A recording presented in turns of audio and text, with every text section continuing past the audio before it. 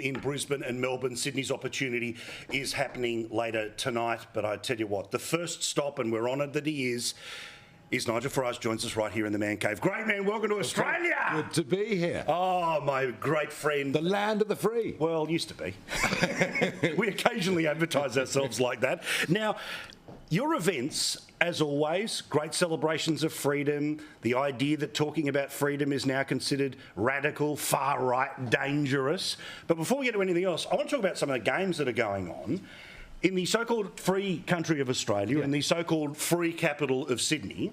The New South Wales Police send you a bill because you're doing a show in Sydney. This is outrageous. A ticketed event on private premises, and yet the New South Wales Police see fit to send a bill for 3,000 Australian dollars to police the event. Now, I can't even believe this, because imagine if I was campaigning tonight and saying we must all stop burning coal, mining, well, going for net zero, basically. Or if I was Black Lives Matter, would they send a bill? No. Astonishingly, the tour promoter paid the bill yesterday, but this afternoon, the afternoon of the event, the police have been back in touch to say the contract's not been signed.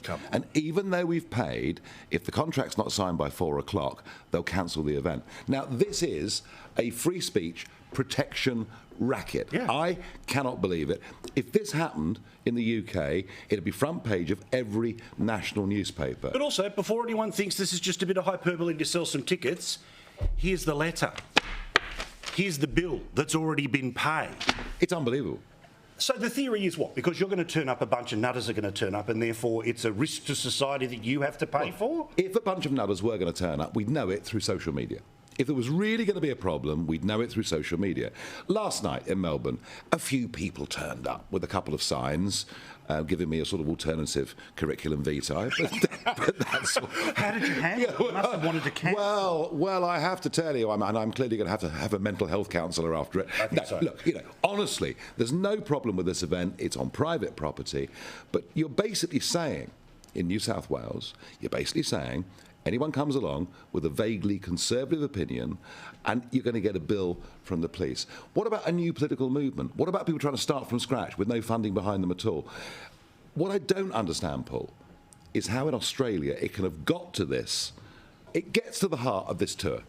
I came here, now obviously the Queen has died since and that puts a different dimension on it, but I came here to say, all across the Western world, whether it's America, Britain, New Zealand, Canada, all these old English-speaking countries, I almost don't blame the left for saying we should talk about lactating people, whatever it may be. We know their agenda.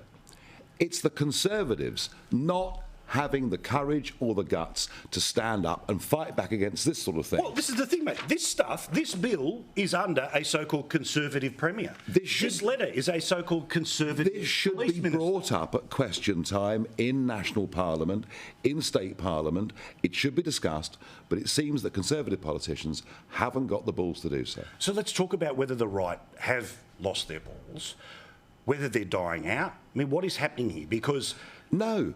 Look at Italy. Giorgia Meloni is going to become the Italian Prime Minister. Look at Sweden 2 weeks ago. That country ruled by Social Democrats since 1945 until now.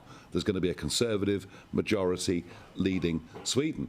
Actually, all over the world, we are seeing a move against globalism. Because what's globalism done? It's made the rich richer and disadvantaged absolutely everybody else.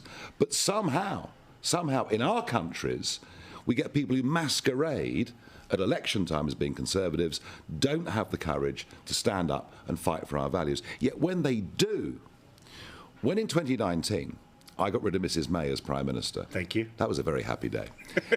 And then Boris comes in, stands on a Farage East agenda and gets an 80-seat majority. The other thing I've noticed in the last couple of days here, just being at airports, breakfast in hotels, people are coming up, just talking to me. They're desperate for leadership in Australia, and they don't see where it's coming from. But also they feel, and quite rightly so, that it's an assault on all fronts, that what was status quo yesterday is far right today.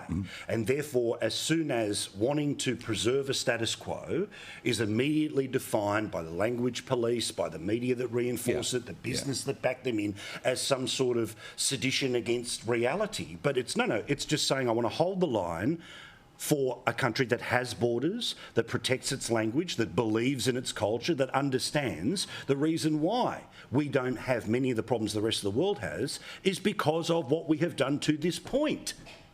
Yes, I mean, but that's the problem, isn't it? That the left march on, march on, march on, and Conservatives pathetically and weakly defend a position, then decide it's too uncomfortable, too difficult, too much abuse, and retreat. And it's retreat, retreat, retreat. So actually, holding the line's no good anymore. Yes.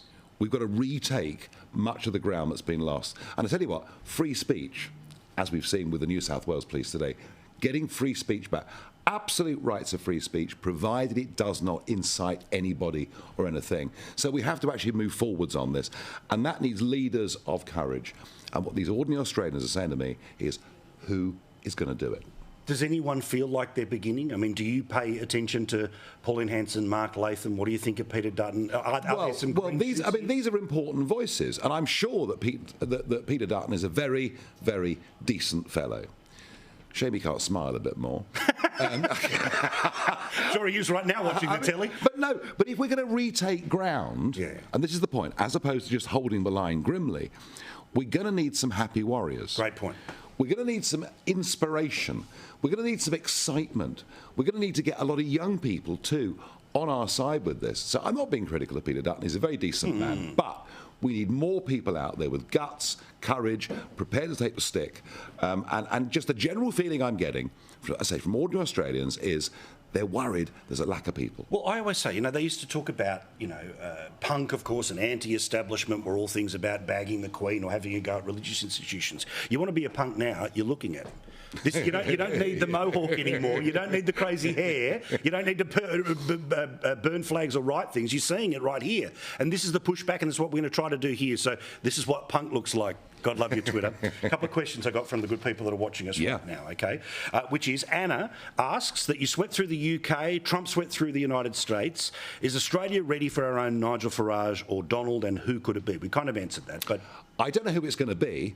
Is it ready? I'm seeing it. People are walking up to me. They're crying out for bold, principled leadership to push back, to retake ground that the left have taken from us. Is Australia ready for it? You bet your life it is. UK energy bills, according to Sarah, out of control. I know that even just being there for a couple of weeks, talking to cabbies, saying that they're thinking twice about even staying, in their line of work because of $2,000 bills, $3,000, $12,000 bills for some people. Sarah says, UK energy bills are so out of control, the Green left in Australia is still after net zero. Why can't people wake up to the truth? Oh, we're waking up in the UK. And in Germany, they're really waking up. In fact, they're beginning to wonder why they didn't listen to Donald Trump when he warned them at the UN a couple of years ago. They laughed at him. Well, they're not laughing now. So,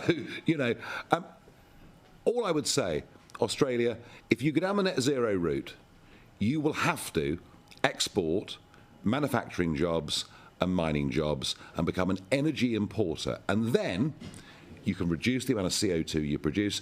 In fact, you export CO2 production to other parts of the world. It's madness. And, Morrison signed up for it.